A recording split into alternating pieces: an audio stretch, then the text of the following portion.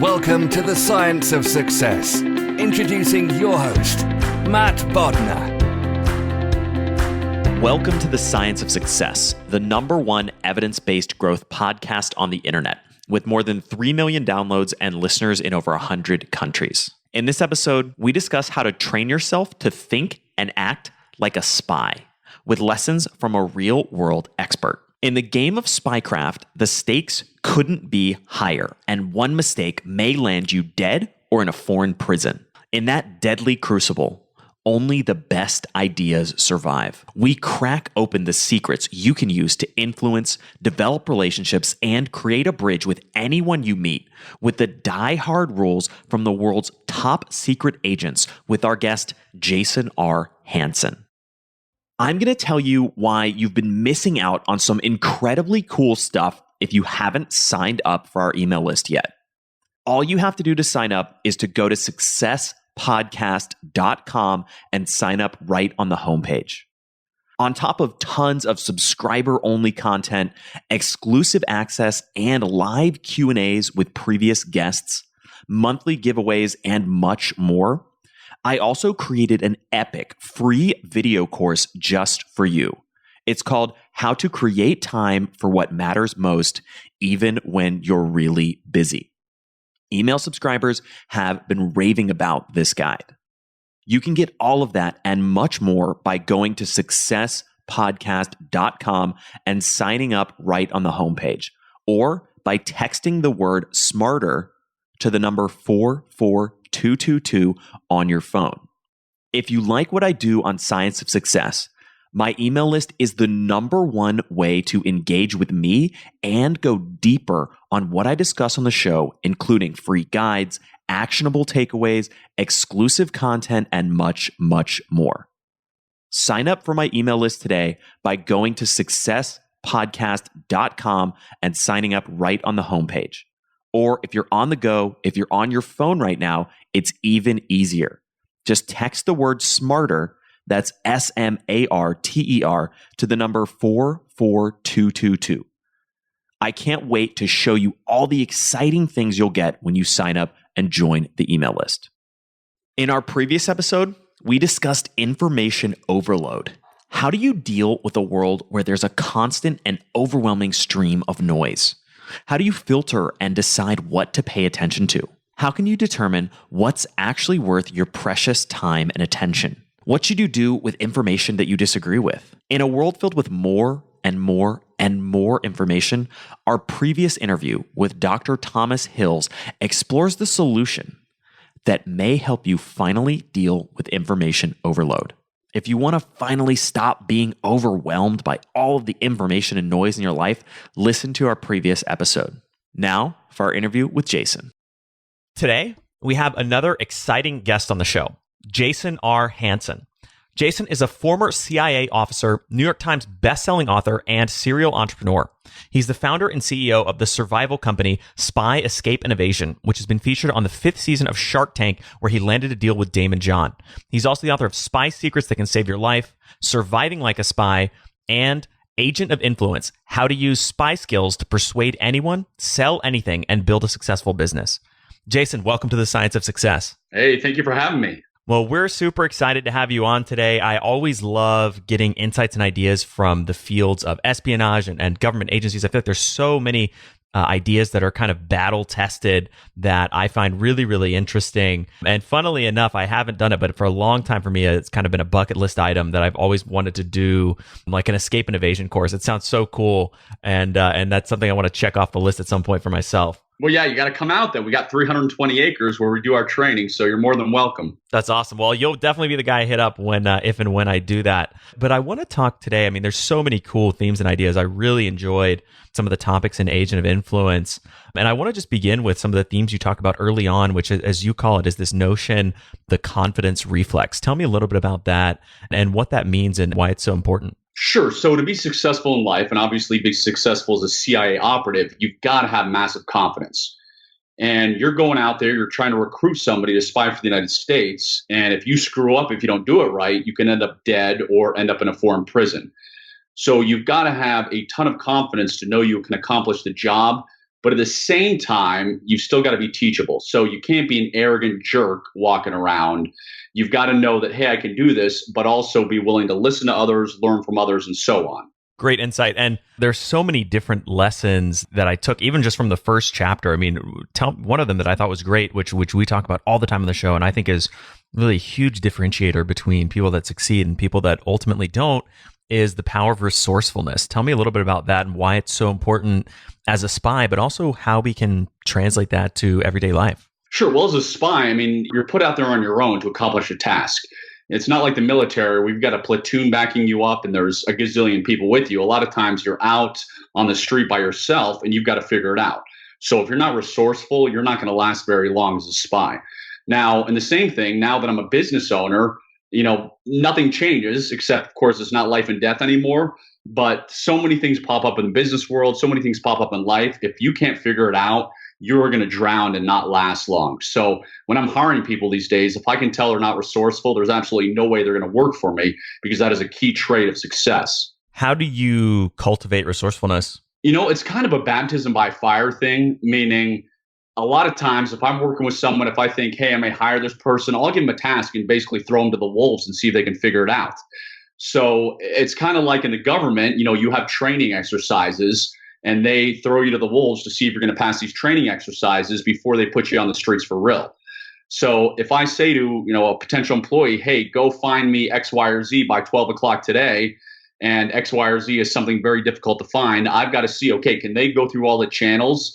Are they going to have this in my office in less than 4 hours? And, where there's a will, there's a way. So if somebody can't do it, if somebody gives up, well, obviously they're not very resourceful. That makes total sense. And there were a couple other kind of components of resourcefulness that you talked about, or even the broader notion of the confidence reflex, which I think are, again, quintessential skills, not only for obviously being a successful spy, but really being successful in life. Another one that you mentioned, or really two that I think go hand in hand, tie into this, were problem solving and creativity. Yeah, like you just said, it perfectly goes hand in hand, because if you're in a spy on an operation, things aren't always going to go as they're supposed to. So you can solve that. Can you figure out the problem? Meaning, if you're supposed to go through a door and it's locked and your intelligence said that door is going to be unlocked, did you bring the equipment to bust through that door? Do you know all the other doors you may have to get through? Are you creative enough to, again, my whole book is kind of we're talking about how to sell like a spy, but are you creative enough to go to somebody and convince them to allow you through that door? So, I keep saying there's really no difference, as you mentioned, between a spy and real life. There are certain traits that every successful person has. They just might be applying it to a business, or they might be applying it to the intelligence operative world. That's kind of where we lie. One of my favorite quotes was from that section of the book, was this idea that there's always a way to win. I had a mentor at the CIA and one of the best intelligence operatives ever. And his mantra was one that we all know, was basically never give up, never take no, and there's always a way to figure it out. And so life isn't always easy, but the old cliche, if you get knocked down 99 times, you're going to get up that 100th time. And this guy did some incredible operations, and he just shared with me, you went through one brick wall, then another brick wall, and most people would have given up at day 300, but he was still going at day 600. So it's a wonderful lesson that I was fortunate to learn early on. Another thing that I thought was seemingly surprising and counterintuitive, but really makes sense the more you think about it, was that empathy and emotional intelligence were, as you called them, kind of cornerstones of the ability and the toolkit and the skill set of a spy. So a spy's job is, you're going over, I'll just make one up, you're going over to Russia, and there's this guy in the Russian government, and you're trying to recruit him to spy for the US. So if you go over there and you say, hey, Boris, come and spy for the US, and it's obviously a much longer process than that. But if you don't have empathy, if you don't come off as authentic and actually caring about him, he's going to see right through that, because you're asking someone to betray their country, to commit treason against their country. So you can't do it in a fake way, because human beings, no matter if they live in Russia or China or the US, we're all the same deep down at the core. So empathy is huge, because that asset will tell that you're a fake or a fraud and not being honest with them, and you'll lose that asset. So yeah, empathy is not something that I can say that most men have. I'll say I'm the first guy to admit that, but you have to cultivate it if you want to be successful. Let's dig in a little bit more. One of my other favorite lines from the book was talking about this, the process we'll get into in a second, which is the SADR cycle or the SADR cycle. And I think you used the line that treason was not an easy product to sell, right? Which comes back to what we were talking about a second ago, but this idea that the skill sets that spies have to develop and that the CIA has developed and other institutions like it, these are skill sets that are truly field tested, battle tested in probably the most brutal, unforgiving proving ground that's imaginable, where the stakes are often either death or, in maybe a best case scenario, imprisonment in a foreign prison, and there's almost no room for failure. Well, that's why I love it, because everything you just said. So I am a serial entrepreneur. I have a lot of businesses. I also do a lot of coaching and mentoring with other entrepreneurs. And people these days are lazy. They don't do the research. They don't put in the work. And because my background's CIA, you had to put in the work. I mean, if you made a mistake, as I mentioned, you could end up dead. Where in the business world, if you made a mistake or make a mistake, maybe you don't get the contract, no big deal. But I play to win. So because I have that background, I'm going to put in the effort. I mean, you mentioned that I got a deal on Shark Tank. And one of the reasons was I did probably more research on all the sharks than anybody been done before. I read all their books. I watched all their interviews. I watched every episode. I wrote down every question they ever asked. I mean, I knew it was basically like researching an asset. So I knew the hot buttons. I knew what made them tick. I knew what they liked to hear. And most people these days just don't want to put in the effort to achieve that success. Such a great point, and the level of focus and dedication that's necessary. It's so easy for people to think that they're doing enough, to think they're taking enough action. But as we talked about a minute ago, it's so important to be persistent, to be resourceful, to always be getting every single edge you can possibly have. And I love the description you just used of viewing the sharks as assets that you were developing, and getting every possible angle to ensure you had the highest probability of closing a deal. Well, that's exactly, because everybody has a hot button. I mean, I'll let you guess. Do you know the main reason that people spy and work for the U.S.? Do you have any idea what it is? Their own family? I don't know. I don't really know. That's a guess. Maybe their family, safety, security, something like that. That's actually a great guess, because most people say money. Most people think that, hey, the reason Boris or the guy in China starts working for the U.S. is money, but that's not true. When an American commits treason and goes spy for another country, it's almost always money. But when we're trying to recruit somebody to help the U.S., oftentimes it is children's education. They want their kids to have a better education and better life than they did, and that's their hot button. So most people don't do the research to figure out what it is. It's not always money. I can tell you in certain instances, it's women. So there's, I guess I can name it, Japan. A lot of men in Japan have mistresses. I don't know why, they just do. It's very common. So in Japan, they want money for their mistresses. That's their hot button. So every one of us, we're all human. We all have something that is our hot button. And if you can figure it out, it'll take you very far. That's fascinating. It's so interesting. I want to dig into more and explore the framework that I touched on a second ago, this idea of the SADR cycle or the SADR cycle. I'm not sure how you say it, but tell me more about that framework, because that is really the guidance structure that you use, that the CIA uses to cultivate these assets and get them to sell them on betraying their countries, essentially. And that's why it's such a proven framework. But tell me a little bit, what does the acronym stand for, and tell me more about the SADR technique. Sure. So and it doesn't matter what you call it, SADR cycle, SADR cycle. So when you're in the intelligence business, you get a requirement, and the requirement may be, hey, and of course I'm just making this up, but hey, Russia is developing biological weapons. We need to find the scientist who knows about these biological weapons and who might be able to help the U.S. So the first part of the SADR cycle is spotting. And spotting is simply who has what I need. So if I'm going over to Russia to try and find the scientist, maybe there are 15 scientists in all of Russia who have access to this biological warfare information. So I've got to spot those 15 guys. I've got to figure out who might be a potential to work for the U.S. So it's the same thing anywhere, even when I'm running my own businesses. If I want something, I've got to start spotting who has what I want. So that's the first part of the SADR cycle. Next is A, which stands for assessing. Then you've got to assess all the people who might be potentials and figure out who really has what you need. So if I have 15 scientists in Russia and I go investigate them, maybe I boil it down to 5 scientists who actually have the level of clearance to access what I need. So I get rid of the 10. I don't waste my time with those 10. Continue on is developing. Developing is the fun part of the SADR cycle because that's when you're whining and dining them. That's when you're making them fall in love with you. That's when you're trying to make this person your best friend. So you don't come out and say, of course, the first time you meet them, hey, Boris, my name's John and I work for the CIA. Would you like to spy for us? It is like when you first meet a woman and, of course, you put your best foot forward, you're trying to make her fall in love with you, especially if you think you're going to marry her. And that is the development phase. You're trying to see, is this a person who will end up, or I could see end up spying for the US? And that phase can, of course, take months, years, it all depends. And then lastly of the SADR cycle is R, which stands for recruiting. And that means you've come to the point where you are willing to risk your life and say, yes, this scientist, I've developed him enough. I know if I pitch him to spy for the US, he's going to say yes.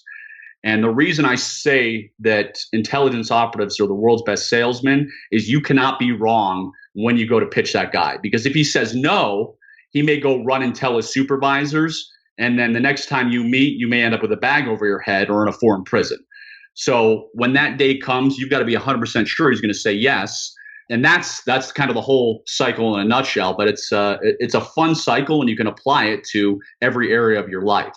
So I want to dig in first to the notion of spotting, and I want to dig a little bit into each of these buckets. But how do you start with quickly identifying the people? And let's maybe use an example from, or the lessons from the world of spying, but then translate that into everyday life and business. How do you quickly identify the people who, can help you succeed in your mission or your goal or your business or whatever your aims are? Sure. Fortunately, because of technology these days, both in the intelligence world and in the business world, it's a lot faster and easier. So in the intelligence world, you obviously have a lot of analysts. You have a large number of people. I mean, you've got the US government budget. So after some research, they can say, hey, here are the 20 people we think who have what we need. So you need to start going running down these 20 people and find out if it's true. Now, in the business world, I'll just give you a very simple example. Let's say I want to run Facebook ads. And when I work with people these days, I want to work with the best. So I'll talk to people, I'll network, I'll say, tell me who the 10 best Facebook guys in the world are. And then I'll get to know each one. I'll talk to them. I find out what they charge. And then I'll have that guy run Facebook ads. So these days, a Google search or networking, you can find out whatever you need. Hey, tell me the best Google guy. Tell me the best PR guy. And then I narrow them down and see who I want to work with. And we may be jumping ahead a little bit, but after let's say you find, for example, the 10 best Facebook advertisers in the world, how do you actually start approaching and connecting and getting in front of those people? Well, a lot of times, because I'm very fortunate to have many contacts and networks, I'll get a warm introduction, which is exactly what you need. So in the spy world, a warm introduction means if I'm trying to get to a scientist, I don't want to approach him out of the blue. I'm going to go make friends first with someone who is his friend. So let's say this scientist works out at the gym every day. I'm going to find out who his best friend is at the gym, and then I'm going to make friends with him. And then lo and behold, one day he's going to introduce me to the scientist. So it's a very drawn out process, but a warm introduction, you're much more likely to close the deal. So I'll try and get a referral. And then I'm very blunt. I'll ask them questions. Most people don't ask enough questions, and I do some lie detection training. So I'll ask them some things to see if they're legit. Because you and I both know there's a gazillion con artists these days. Everybody claims to be an internet multimillionaire. And, I made $1 million overnight. I launched this product, made $10 million. So I'll ask, tell me who you've worked with. Show me some case studies. And then I ask them some questions so I can figure out, are they legit or are they a pretender? Totally makes sense. And I want to get into some of the lie detection techniques and other things. But before we do, I want to wrap up and better understand the SADR cycle a little bit more. But that makes sense. So you can essentially manufacture, for lack of a better term, a warm introduction by targeting maybe people adjacent in their network, developing a relationship with them, and then leveraging that to get the ultimate kind of warm intro. Correct. Yeah, because I deal with a lot of celebrities, and certain celebrities are obviously very difficult to get to. But I know enough. It's the 6 degrees of Kevin Bacon kind of thing. I know enough people where I can find somebody who can give me that warm introduction to the celebrity, and it's the exact same thing as the spy world. Totally makes sense. I want to scale down and talk a little bit about assessing, because I thought this was really interesting. When you're talking about assessing in the book, you mentioned the art of elicitation. And I don't know if I'm saying that correctly, but this idea of there's a couple kind of key skill sets that you can use when you're meeting with somebody to quickly develop rapport. Would you tell me a little bit more about those? Yeah, so the art of elicitation is huge. That's when you're extracting information from somebody to see if they can actually help you. Does this scientist actually have access to the lab where they're making these biological weapons? Now, you can't just come out and ask them. If you're meeting some guy randomly in a bar, when, by the way, you're not really meeting him randomly. Of course, you know he was going to be there, but it looks random. You can't just ask him, hey, Boris, do you have access to the lab at 123 Main Street? Nope. Okay, thanks for saving me this time. So you've got to be very good at questioning people and for reading people. So one of my favorite techniques is called the hourglass conversation. And the way the hourglass conversation works is that people remember the beginning of a conversation and the end of a conversation, but they hardly remember the middle. And our brains work so fast these days, we're thinking of, what we have to do tomorrow, what's on our to-do list and all that. So the hourglass conversation, if you meet a stranger, you may ask them general stuff and have the general conversation of, hey, how's the weather here? How's the food here? And talk about their family, just boring stuff. And then in the middle, you may ask, oh, yeah, so what do you do for a living? And you've got to see how they react. If they get real uncomfortable and suspicious, that's a good sign for you, but you also need to pull back because you don't want to make it seem awkward that you're asking about their job. And then at the end of the conversation, you can go back to something like, hey, are you going to watch the ball game this Saturday? Or I'm thinking of going sailing with my family. You know any good places to go fishing or whatever it may be? Because you have gotten what you wanted in the middle. They forgot about that uncomfortableness because you ended with generic stuff. So hourglass conversation is a great way to suck information out of people. In the discussion of the hourglass conversation, you also mentioned this idea of a low-key provocative. Tell me a little bit, what is that and how do you use one? Yeah, so there are many different ways. And, it's, again, pushing buttons, but not pushing buttons in a creepy or weird way. So, I keep going back to, if he's a scientist, you can't come out and say, show me your key card that you can get in that door. But you can kind of nibble at them, poke at them, but that's where you have to be good at reading people. So, many people in this life, unfortunately, are oblivious. It's like, you ever watch the show The Office? Sure. All right, I would say everybody has. So Michael Scott in The Office is a very lovable character. He's a hilarious goofball, but he's oblivious and couldn't read somebody to save his life.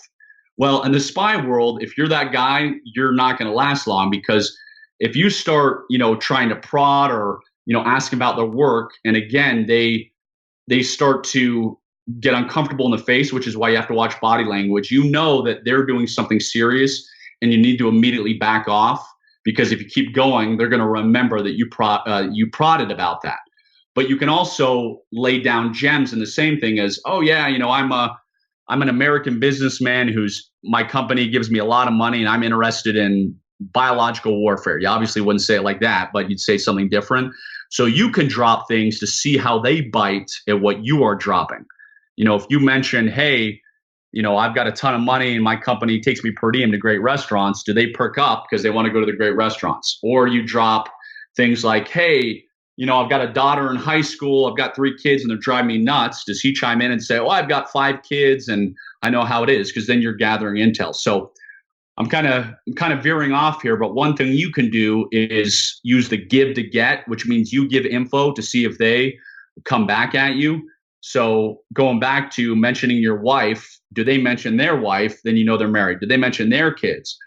You could say something like, I love sports. Do they say I love sports or hate sports? I mean, this is all data that you're gathering on them. That totally makes sense. So in essence, the idea is kind of drop these different little references and see what they key into, what they engage with, and then maybe go deeper down that vein to develop rapport and maybe leave the other potential conversation topics that they didn't really light up about by the wayside. Correct. Because there's the old cliche of salesmen when they walk into somebody's office and they see a boat and they're like, you like sailing? I like sailing. Well, the SADR cycle is a less corny version of that, where your mind is moving at 90 miles an hour because you're paying attention to everything.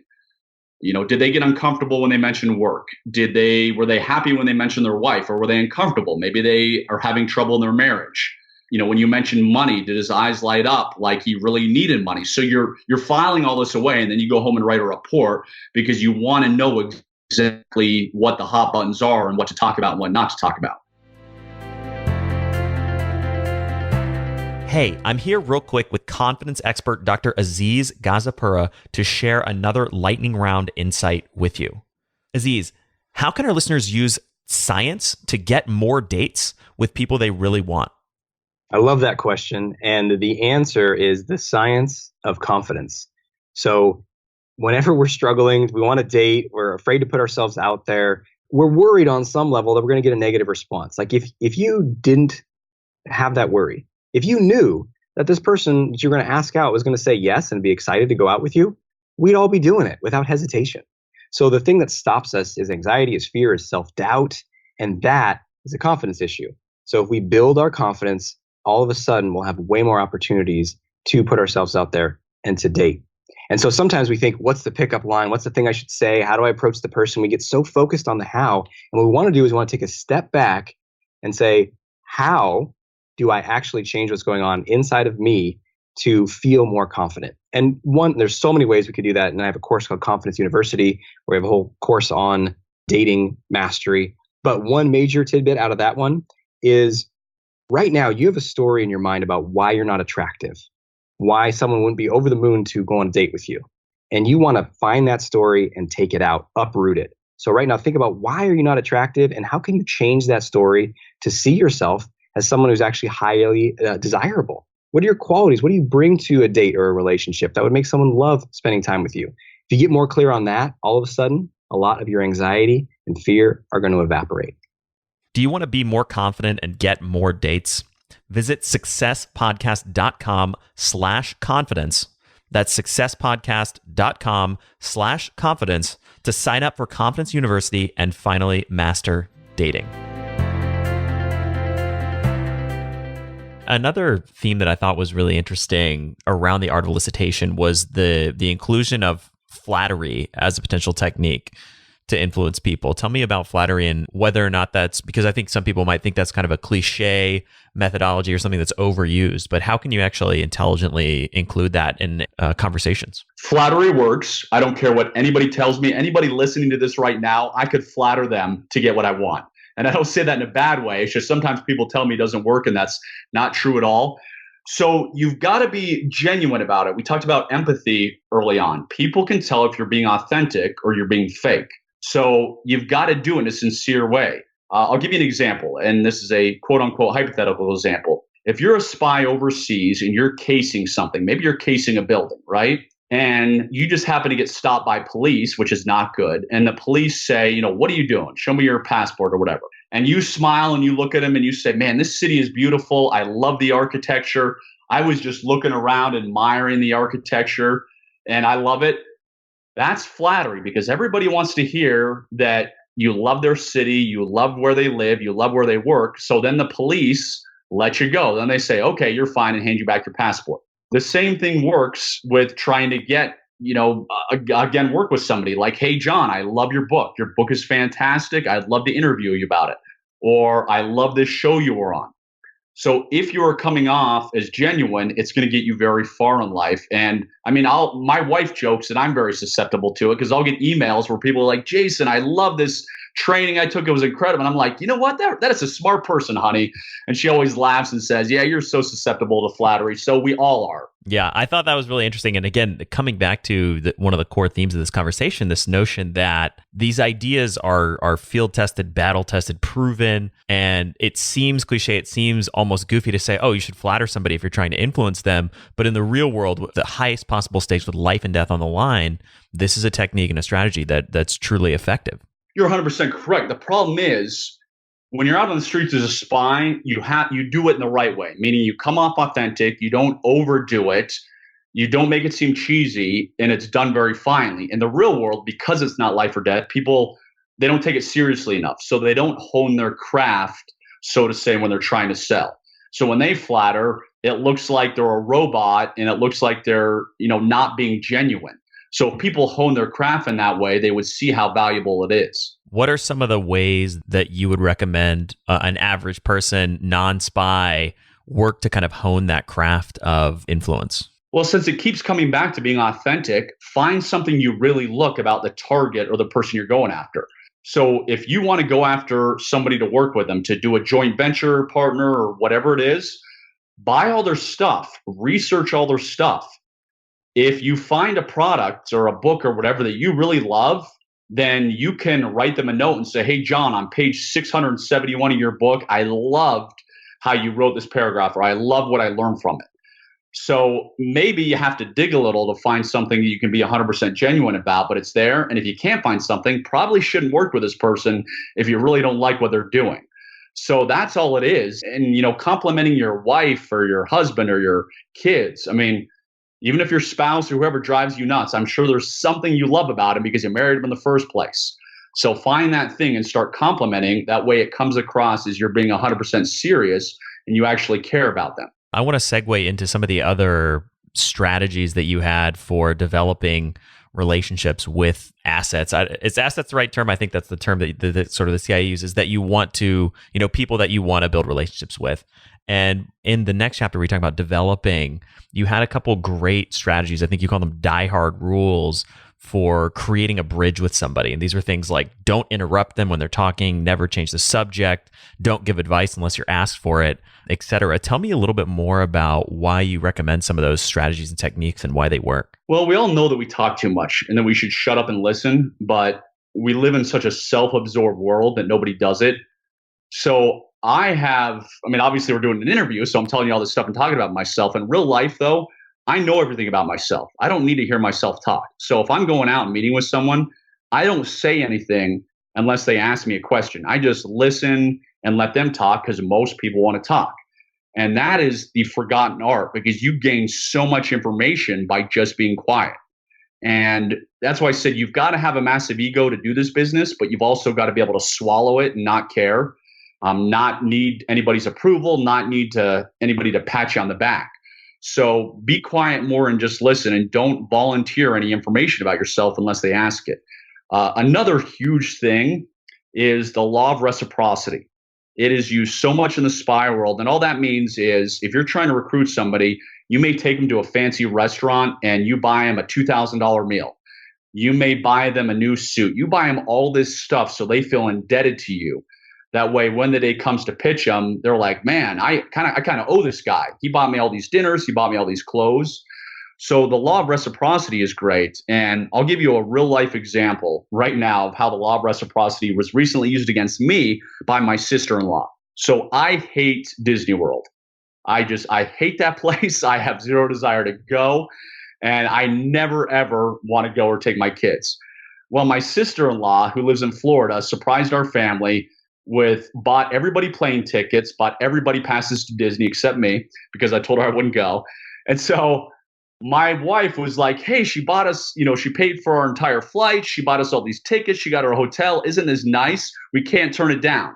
So that was a great way of the law of reciprocity to get me and my family all the way over to Florida to visit our sister-in-law.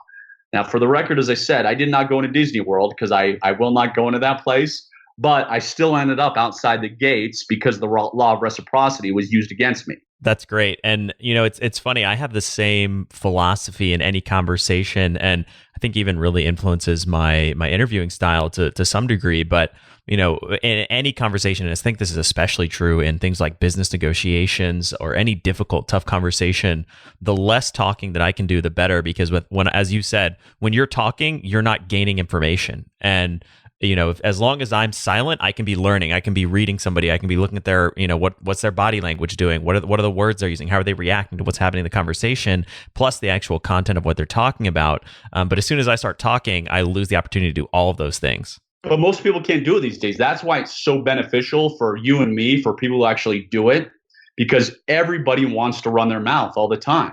And I'm actually an introvert by nature. I really don't like to talk. I mean, unless it's required by the job, I can go out there and I can sell, I can do whatever needed. But in real life, I don't like talking. I don't like listening. So, we'll be at a party. My wife will have some, friend have a party. We'll go there and I'll just listen to people all night long and not say a word about myself. And then my wife will find out I was or my wife will tell somebody I used to work at the CIA and what I do. And they're like, oh my gosh, how come you didn't tell us? We want to ask you all these questions, blah, blah, blah, blah.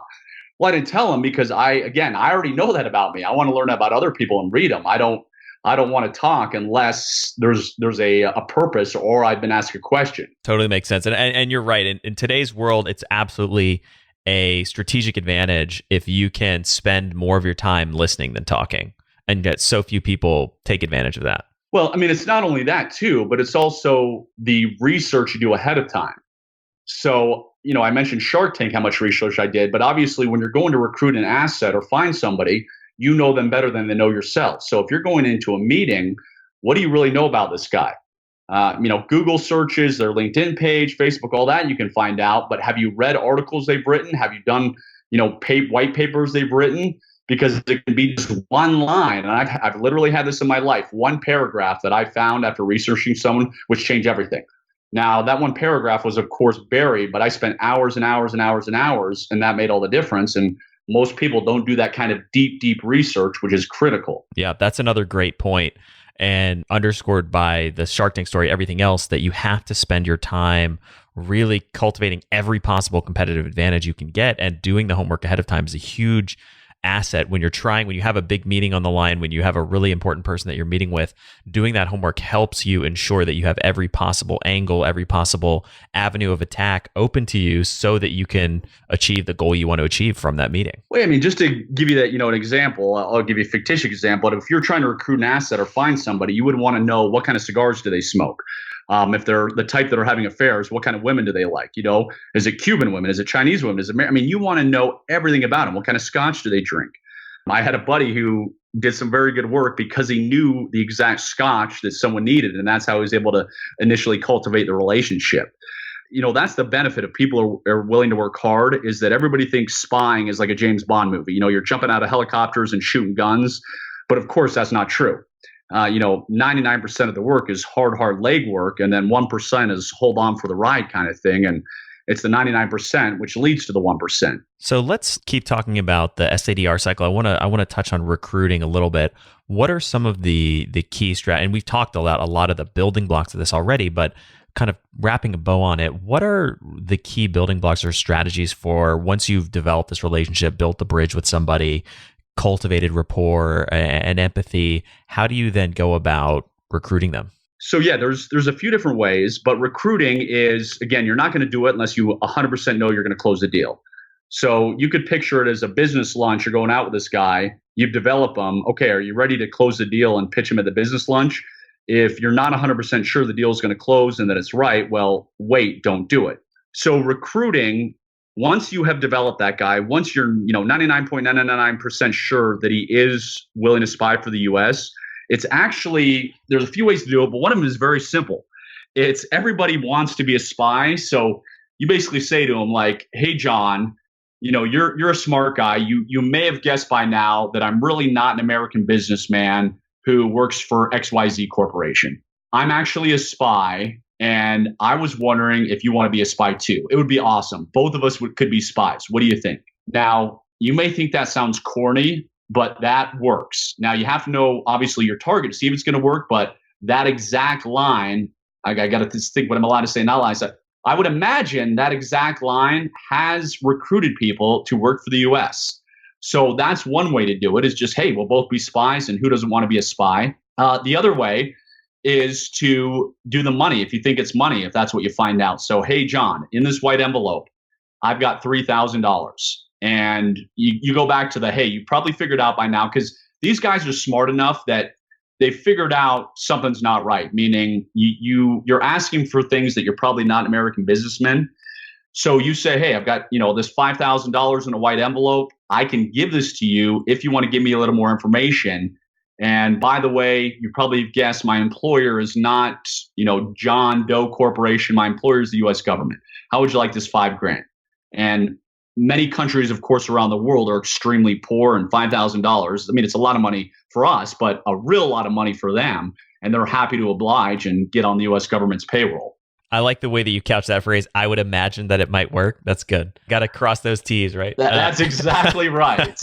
That totally makes sense. And again, I think underscores a lot of the themes we've talked about. I want to touch on another element of the SADR cycle, which is the T at the end of it. That's kind of the additional piece, which is how do you terminate or transfer a relationship ultimately? So yeah, if you've developed an asset, if you recruit an asset, the day may come where they're not worth it. Maybe you recruited a Russian who was working a certain office building. Maybe he retires from that job, or maybe he gets transferred to another location where he doesn't have access to what you need. So, the day somebody's not going to spy for you forever. The day is going to come where you need to transfer them or terminate them. Now, terminate is not kill them. So it's not like some Hollywood movie where the guy's no longer used to you. You're going to put a bullet in his head. That's not how it works. You've got to gently let him down and basically say, hey, here's one last payment. You've been wonderful, but you don't have access to this information anymore. And you do it with kid gloves. You've got to be very, very careful. But then you basically just say, we're done. We're no longer working together, and let's remain friends for life or something like that. So that's just terminating. Transferring is maybe the intelligence operative. And of course, I'm just making up countries. Maybe there's an intelligence operative living in France, and that's where he's running this asset, and he gets transferred back to headquarters in Virginia. Well, he needs to transfer that asset in France to a new person who's going to be the handler in France, and that also has to be a kid glove type of thing because you've built this relationship. They're in love with you. You can't just hand them off to somebody else. That'll make them nervous. So you've got to have a very delicate process, and obviously, hey, this is Mike. He's going to be taking over for me. He's great. You guys hang out. You build that relationship. They're all comfortable. And then you head out of the country, and now Mike handles the new asset in France. So it's really important to be delicate, to, as you put it, sort of had kid gloves. What are some tactics or strategies to enable yourself to do that? Well, you've got to know your asset, of course, back and forth. So let's say you're going to terminate. Is this person going to go nutso like a psycho ex-girlfriend and cause problems? Well, then you're going to have to terminate or have somebody else terminate and get on a plane and get yourself out of the country because they're going to blow your cover. Now, if they're a good, normal, decent human being, then you can terminate and they'll understand. And of course, you give them some money as a thank you parting gift. So it all depends on what is the reaction going to be. If you think they're going to run back and tell their boss that, hey, there's an American spy here in France, you can't, stay in the country kind of thing.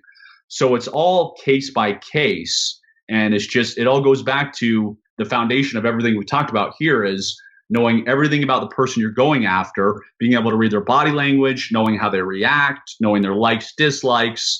So yeah, that's what keeps you safe in the long run. And it comes back to that idea of doing that homework, figuring out, not only beforehand, but also through the meetings and relationships, et cetera, really what makes this person tick. How do they think? How are they going to react? Because that ultimately, and correct me if I'm misstating this, but shapes and impacts the way you communicate with them and the plan you ultimately have to whether it's terminate or transfer that relationship.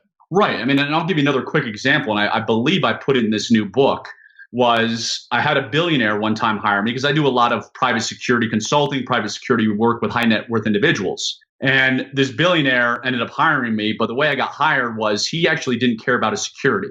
He was not that interested. I mean, he had death threats, but he just, he didn't take it that seriously. It was his girlfriend that was really worried about the security and the reason that I got in there. So had I gone and talked to this billionaire and pitched him, he could care less because he was not worried about his security. But the girlfriend was the decision maker because she was the one who was able to influence him and said, yes, you need to bring this person in because I didn't want you to get abducted. I don't want you to get shot. So know also who can make those ultimate decisions. That totally makes sense. And that's a good example. I want to, with the time we have left, I want to touch on a couple other themes and ideas from the book because there's so many. We've talked a lot about the communication components, which I think is a core piece of it, but there's so many other ideas that are really important, really relevant from the book. Tell me about one of the core themes of the second half of the book is this notion that spy skills are essentially, as you call them, enhanced common sense. Tell me about that. What does that mean? And how can we as non-spies leverage some of those lessons so that we can enhance our own common sense to be more effective, productive, and better at influencing people?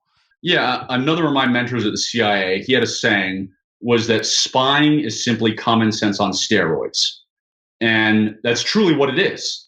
I mean, you think about all this stuff, like I'll give you an example. One of my pet peeves is being on time.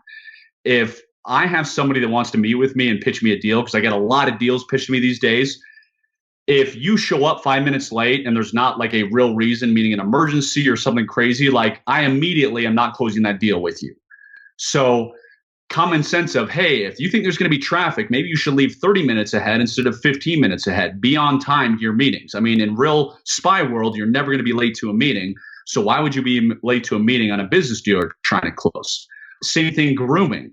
You know, if you show up in jeans and a t-shirt and it's not an appropriate venue to be in a jeans and a t-shirt, well, clearly not a good thing. So there's all these little details, which to me, they're common sense, but I've seen people show up to meetings where a suit and tie was required and they were in jeans and a t-shirt. And it's just like, what is wrong with you kind of thing. So there's all these little things that we already know, but a lot of it goes back to laziness and not putting your best foot forward. Yeah, I think that makes a lot of sense. And those are both very concrete, specific, but simple examples as well of just understanding. And this comes back to the importance of doing your homework, but understanding the context of the meeting that you're having. Is it appropriate? One of the things that I think about, and tell me if you apply this principle from the spying world as well, but is almost from a mirroring standpoint, like what is the person I'm meeting with going to be wearing? And how can I mirror my outfit as best possible to match their, sort of the style or the aesthetic or the, whether it's super informal or super formal that they're going to be bringing to the table so that we can be similarly dressed. Yeah. And in the book, I talk about mirroring. Mirroring is huge and it's crucial. Obviously you don't want to be over the top, meaning as soon as he fold his arms, I fold my arms. You don't want to make it obvious and stupid like that. But what you just said is perfect because I mentioned you've got to be dressed appropriately. If you're going to meet a bunch of surfers who are going to be in, sweatpants, they're going to be in a bathing suit and a towel, don't show up in your 3-piece suit on the beach. You will not blend in. You'll look weird kind of thing. And you'll kind of make them feel awkward. So yeah, know who your client is, know who your customer is, and try and, as you said, mirror them, stay similar. That way you're both on the same comfort level. Because if you're trying to close a deal, same as recruit somebody, if you're immediately uncomfortable because you're like, why is he wearing a $10,000 suit and I'm in my sandals and shorts? That sets the meeting off to a bad start. And you clearly don't want to do that. And all of this, we've talked at length about the notion of doing your homework, preparing, spending that time and energy on the front end, really ensuring that whatever you're doing, whether it's a sales conversation, whether you're trying to influence someone, whether you're trying to grow your business, et cetera, that you do the homework ahead of time, that you prepare. That was one of the other core principles that you had in the second section of the book around enhanced common sense, was this notion of as you called it, extreme preparation. I will give you a perfect example. So I have never sent a text message in my life. I do not text whatsoever. And I talk about it often. So if you read previous books I've written, if you read online articles, I've talked about numerous times that I don't text. So it wouldn't be that hard to find. But every now and then, because I'm getting so many deals pitched to me, I will have somebody text me who got my phone number from, a friend of a friend of a friend kind of thing. And I don't respond because they clearly did not do that much homework if they're texting me, trying to work with me, because I don't text. So yeah, extreme preparation is the difference between A players and people who are not going to be that successful. And it's the same thing. You got to prepare and then you got to rehearse. So if you're doing extreme preparation for a meeting, or me when I went on Shark Tank, I prepared, then I rehearsed. I rehearsed my pitch thousands of times, literally. If you're going to a meeting at dinner, rehearse. What are you going to say? Now, of course, you can't sound like a robot, but you've got to know exactly what you're going to do, what you're going to say, and rehearse it over and over again. And it takes work. I mean, there's a reason not everybody is a millionaire or multimillionaire, because it takes a lot of work and most people don't want to put the effort in. Another theme that I thought was great and seemed a little bit, again, almost counterintuitive when you think about spies, was this notion of always being really, really teachable. Yes. So the world changes quickly. Things always pop up, new technologies, new threats. So if you're not always studying and learning, then you're going to get left behind very quickly. So I'm fortunate to have many wonderful buddies in the CIA. We all have different skill sets. I'm fortunate to have many wonderful business associates who are very, very wealthy, much more wealthy than I am. So I'm always willing to learn from anybody and everybody. I can tell very quickly if what you're saying is true or not. So I know if this is good material to use or not material. But I think whatever the old saying is, if you're the smartest person in the room, you're in the wrong room. And that is something I definitely live by. So for listeners who want to concretely implement some of the themes and ideas that we've talked about today on the show, what would be one action item or kind of concrete step that you would give them to start implementing some of these ideas into their lives? I get up at 4:30 every morning, and I have a to-do list that I prepare the night before, and it's one I've created and one I print off every night and fill out. That way I know exactly what I'm doing. And so I would say get up early. Obviously, most people don't want to get up at 4:30, but find a time that works for you and is comfortable for you. And then make sure you know what your goals are and you're going towards them every day. So I know every day that, I have a lot of products in the works, and I know that every day I need to be working on one of my products. So there's certain things, if you have a goal, whatever it may be, that you have to take small baby steps every day to eventually reach that goal, whether it's 6 months, a year, 5 years. So have that to-do list, wake up early, and make sure you're not, spending hours on Facebook or texting, and that you're taking those baby steps to accomplish parts of your goal every single day. And for listeners who want to learn more about you, find this book and previous books, what's the best place to find you and your work online? So they can get my new book, Agent of Influence, at Amazon or any major bookseller. Other than that, if they go to the website celebritymethod.com, that's just more information about me and some stuff they can use. Well, Jason, thank you so much for coming on the show, for sharing all these insights, some really great, truly sort of war stories from the field and fascinating examples and strategies. It's been great to have you on the show. Hey, thank you. It was my pleasure. Thank you so much for listening to The Science of Success. We created this show to help you, our listeners, master evidence-based growth. I love hearing from listeners. If you want to reach out, share your story, or just say hi, shoot me an email. My email is matt@successpodcast.com. That's matt@successpodcast.com. I'd love to hear from you, and I read and respond to every single listener email. I'm going to give you 3 reasons why you should sign up for our email list today by going to successpodcast.com, signing up right on the homepage. There's some incredible stuff that's only available to those on the email list, so be sure to sign up, including an exclusive curated weekly email from us called Mindset Monday, which is short, simple, filled with articles, stories, things that we found interesting and fascinating in the world of evidence-based growth in the last week. Next, you're getting an exclusive chance to shape the show, including voting on guests, submitting your own personal questions that we'll ask guests on air, and much more. Lastly, you're going to get a free guide we created based on listener demand.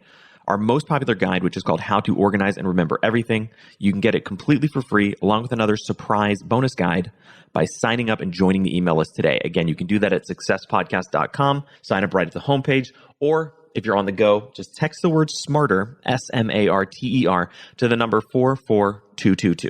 Remember, the greatest compliment you can give us is a referral to a friend, either live or online. If you enjoyed this episode, please leave us an awesome review and subscribe on iTunes, because that helps boost the algorithm, that helps us move up the iTunes rankings and helps more people discover the science of success. Don't forget, if you want to get all the incredible information we talk about in the show, links, transcripts, everything we discuss, and much more, be sure to check out our show notes. You can get those at successpodcast.com. Just hit the show notes button right at the top. Thanks again, and we'll see you on the next episode of The Science of Success.